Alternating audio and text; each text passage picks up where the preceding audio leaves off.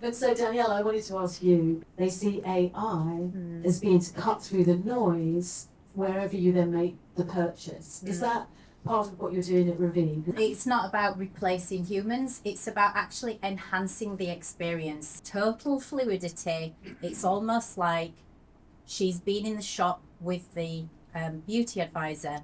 And what it also does for the beauty advisor is it enables her to be at her best doing her job.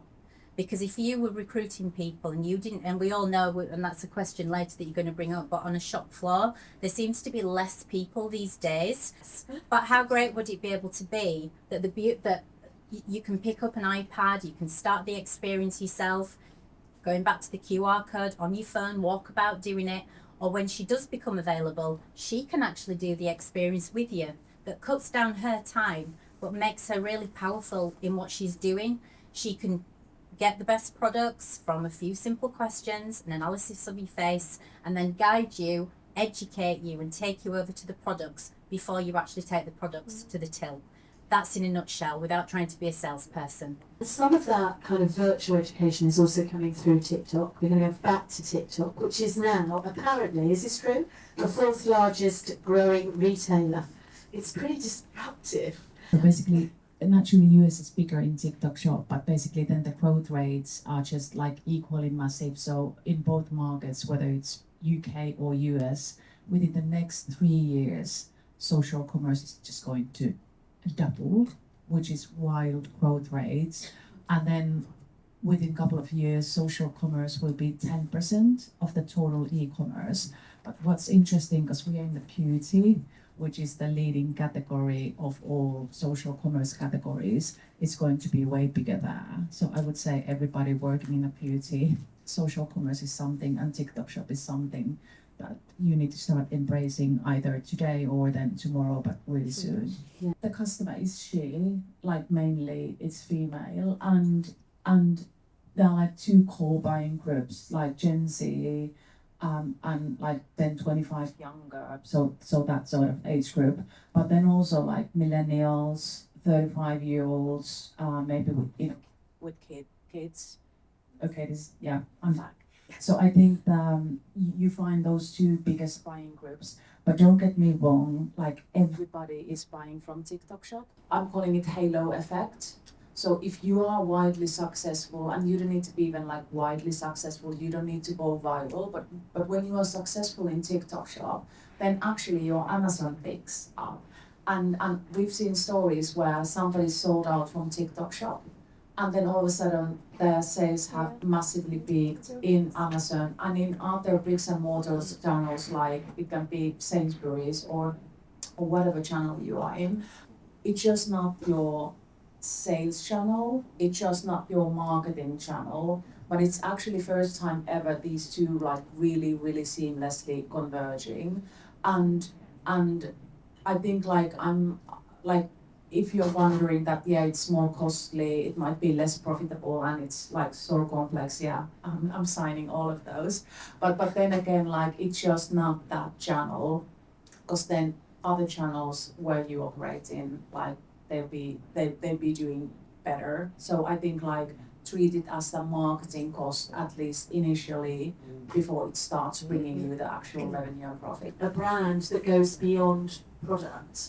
And I'd love to kind of understand a little bit more about that. Well, the walks are just sort of one part of the way we bring our community to life. So that's an IRL activation.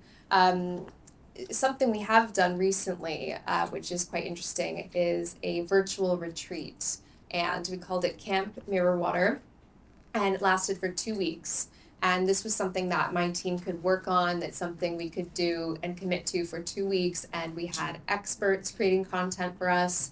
We did recipes. All our Instagram grid and all of our social channels turned into a camp.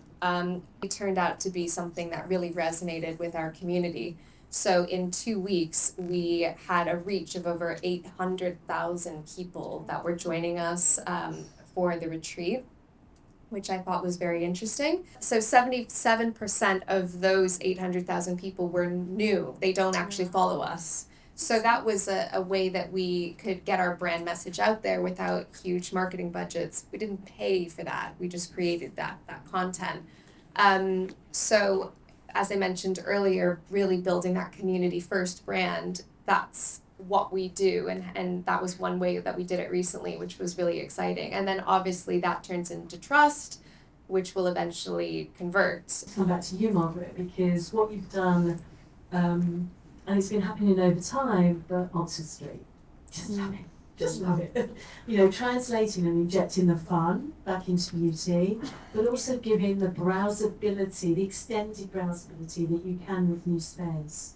What was behind, I mean, I'm sure that was over time as well. You know, tell us about the kind of development of your environment. We did want to create moments in the store that did cater to those different customer groups, because we were seeing that. And we are very much seeing, as I think every beauty retailer on the planet is seeing, a very multi-generational customer coming in. So it's not always like a teenager girl in her 20s with her friends. Like a lot of times it's families coming together. And so actually thinking about how do we cater to that moment rather than sort of just let it happen to us. And so that was really the thinking behind having a really fun, playful space at the front of the store that presents beauty in like a totally different way, that speaks to the viral drops like you get on TikTok, and the sushi train of body mists, and the blush and lip, and those categories will change and evolve as trends change. But then equally having the pause points for services in the middle of the store, and like a more elevated fragrance exploration with sort of organized by fragrance family and with personalized engraving and dedicated luxury and fragrance specialists. So I think the point was about how do we create moments that cater to those different customer missions and the different types of customers we're seeing, so it's not a one size fits all experience.